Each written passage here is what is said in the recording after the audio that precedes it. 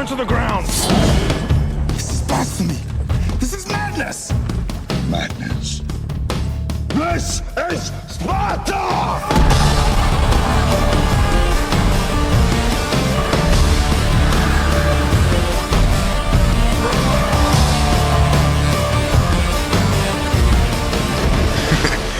Wow. This is one of those movies that you definitely want to see in the theater.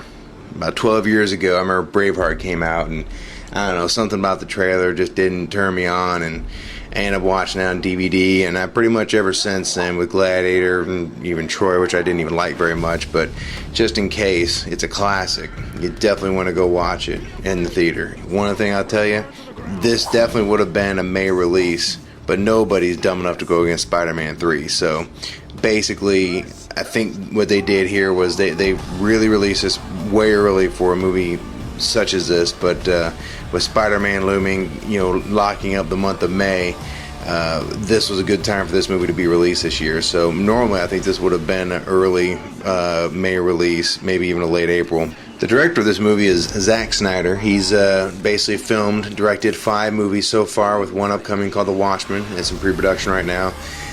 Basically a very, in all tells, very inexperienced director. But I will say, just like Peter Jackson, no one really knew who he was. And then, Lord of the Rings comes along, and wow, all of a sudden this guy's a big player. So, I think you're hearing a lot more from Zack Snyder. He also was part of the writer on the screenplay of this movie. So, but like I said, normally I don't really bring up the directors too much. But Zack Snyder, being someone who really, like I said, has only completed 5 films, this is an unbelievable film for someone with his body of work. So he's definitely, I think, made a serious name for himself with this. But like I said, this is a guy who's definitely made his mark. With this type of movie, they went with someone like Gerard Butler. Back when Gladiator came out, sure, Russell Crowe wasn't a nobody. He did Romper Stomper and other films like that. He was around, but he wasn't really someone that people knew. Gerard Butler, for this role, was genius. He's someone you haven't seen. He's someone you haven't seen in 10 other movies. And so it's someone who, he's done like 30 films. But he's not someone, you're just going to recognize, for a while, Mel Gibson was doing like every single role. Once he did Braveheart, he started doing The Patriot, and he started doing, these other, movies. And so you kind of see that face over and over. And one of the beauties of this film is you really not going to just put your finger on any one actor. I remember him from this movie or remember from that movie. When you go with this movie, you're going to pretty much be immersed in new faces, people that are going to make their own role. When people have that R. Lee Ermey role in Full Metal Jacket, certain roles make actors. They're just always tied to that role. So with this movie, what's nice is you basically have people making a real debut. And so it's real nice to see faces that are new and not rehashed, recycled, trying to use the same, A-list or ex-A-list actors in the movie. So the real beauty of this film really is the casting. Like I said, they all are pretty much new faces. They're not like the Mel Gibson types. They're not the Russell Crowe types now. So that's the one thing I love about this movie is every face is fairly unique.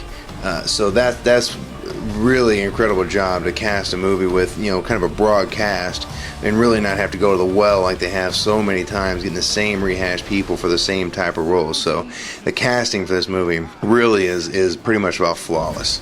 When it comes to the acting of the film, there are no weak points. Acting across the board, excellent. So as far as any actors, nothing stands out. It's like they say about officials or referees in a football game. There's a good game when you never knew someone was officiating it. This is definitely one of those ones where no one overplays, no one tries to get more screen time. It's really a balanced cast. No one's over the top. An excellent movie. Like I said, excellent acting, excellent directing. But like I said, as far as everything goes with the cast, with the acting, directing, it is all, at the top echelon of movies. As far as the execution goes, it's on par with everything else. I mean, it is a film that it just doesn't really have many weaknesses, if any. And it's one of those things, if you want to nitpick anything, you can probably nitpick. I'm sure, everyone knows to a certain extent, this is based on a real story. So 400 BC or whatever. So it's something that actually was a story that did happen. This is something that obviously Frank Miller wrote about. But the execution is the only thing, like I said, a little bit of historical deals. And for me, to be totally honest with you, I don't really care about historic accuracy in a movie. If I want historic accuracy, I'll see a documentary or the shooting of 300 or whatever in some sort of bonus feature on the DVD or something that's going to be on a History Channel.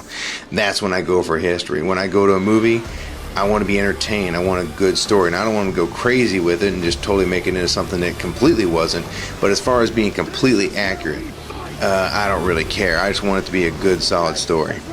Well, as far as my overall opinion, I think you pretty much heard me, go on from everything from the director, the casting, acting, the execution, the ending. Everything is pretty much on par with being one of the movies you get in your collection. If you buy DVDs or you buy whatever, you want to have a collection, I think this is one that most people are probably going to have in their collection somewhere, somehow, eventually. When it comes to overall rating this film, I give it a strong 4.5 stars.